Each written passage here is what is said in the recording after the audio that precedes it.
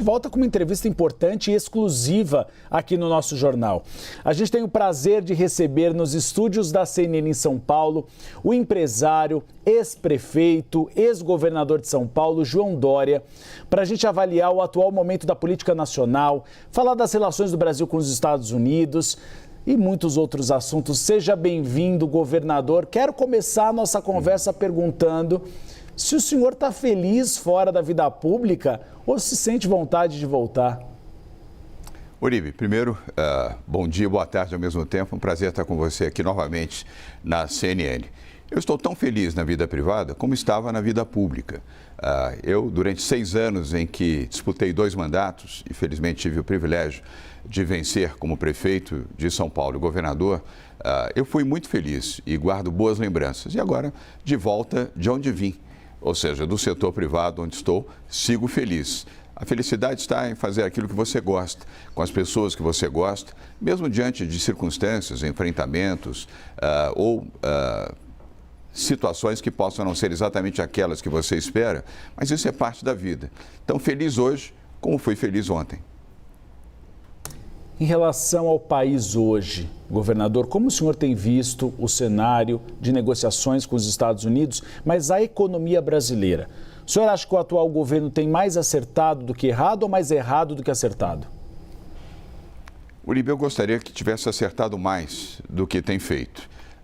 Eu tenho uma boa relação e tenho respeito pelo ministro Fernando Haddad. Aliás, nos conhecemos desde que eu disputei a eleição com ele em 2016 e tive a oportunidade de me eleger prefeito. Sempre mantivemos uma relação altiva e respeitosa. E eu respeito, gosto dele.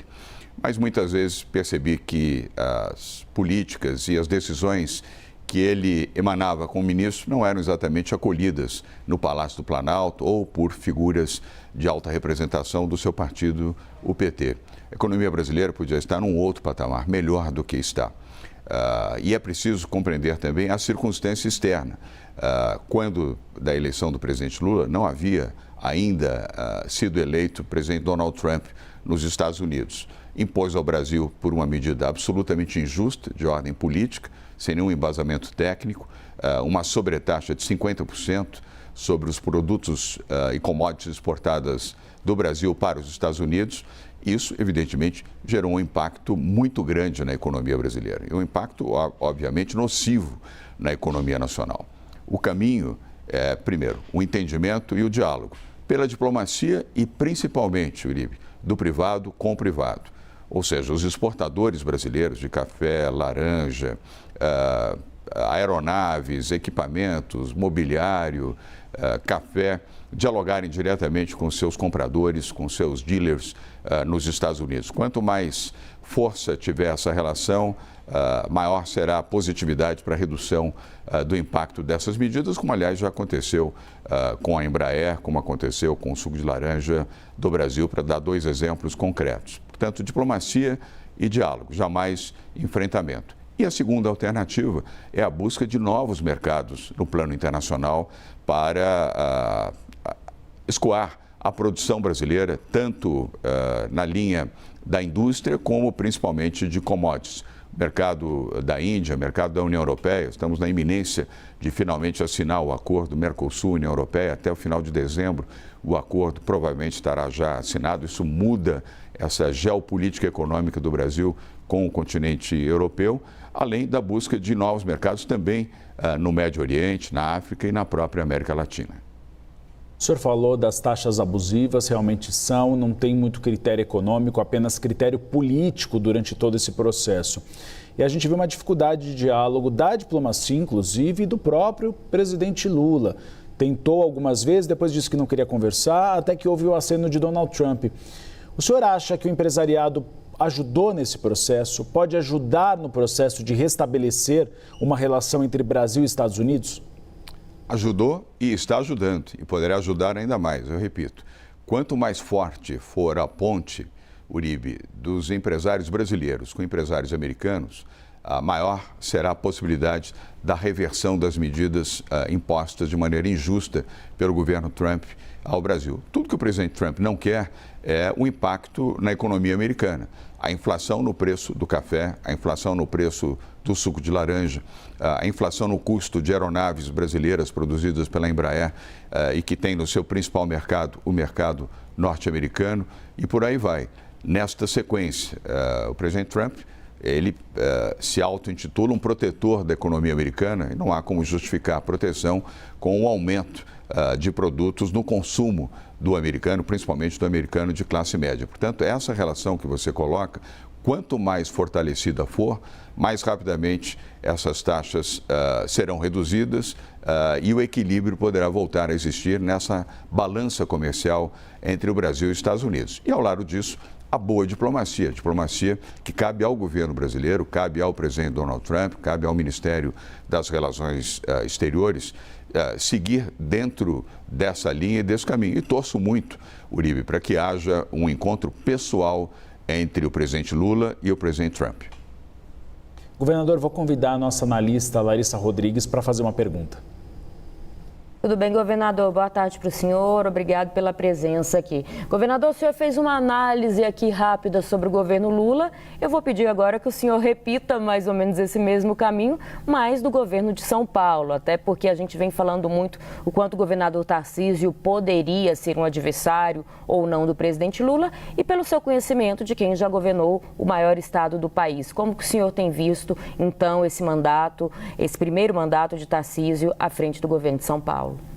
Larissa, boa tarde. Obrigado pela pergunta. Falo muito à vontade. O governador Tarcísio Gomes de Freitas vem sendo um bom governador de São Paulo. Tem feito uma gestão técnica, uma gestão construtiva, não interrompeu nenhum dos projetos que o nosso governo realizou ao longo de 4 anos.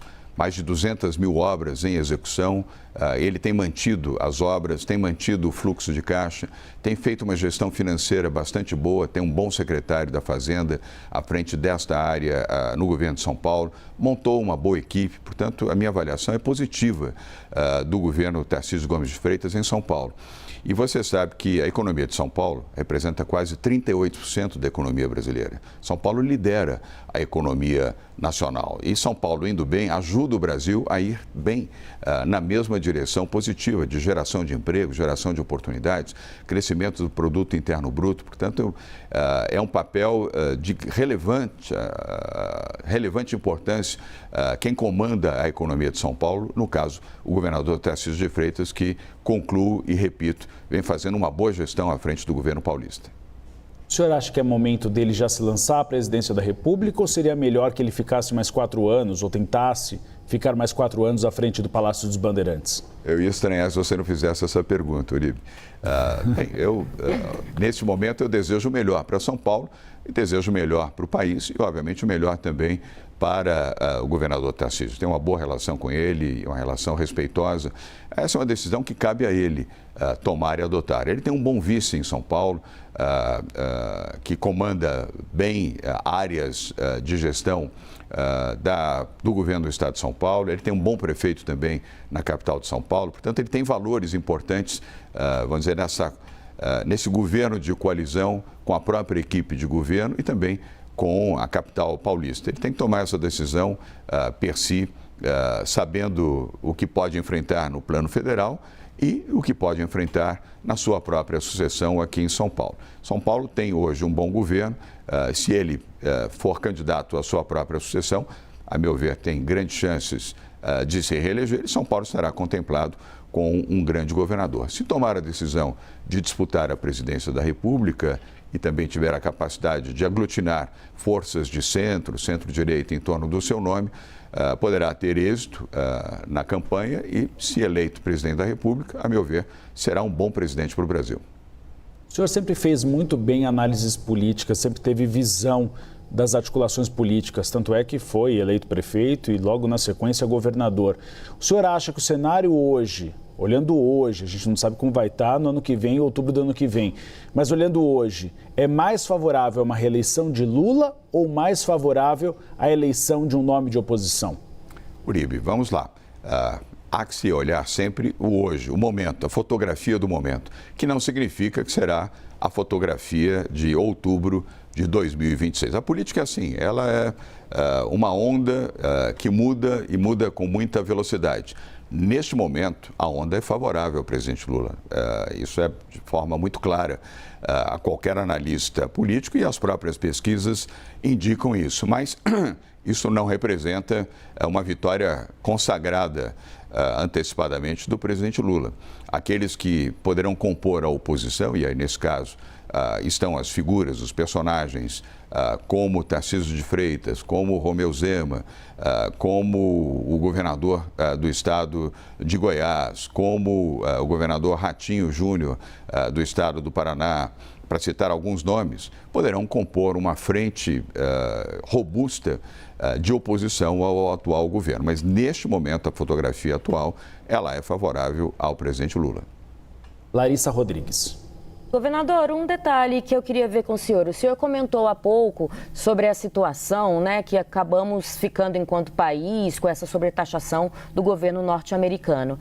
Como que o senhor tem colaborado enquanto empresário para tentar por fim a isso? A gente soube de algumas conversas do senhor. Primeiro eu gostaria de confirmar isso. E se o senhor vê um caminho agora, depois daquele anúncio na ONU, de uma provável conversa entre os dois presidentes, se o senhor está otimista também, de acordo com a sua história, não só na política, como também, né, no empresariado brasileiro, de que isso possa chegar a um fim num futuro próximo.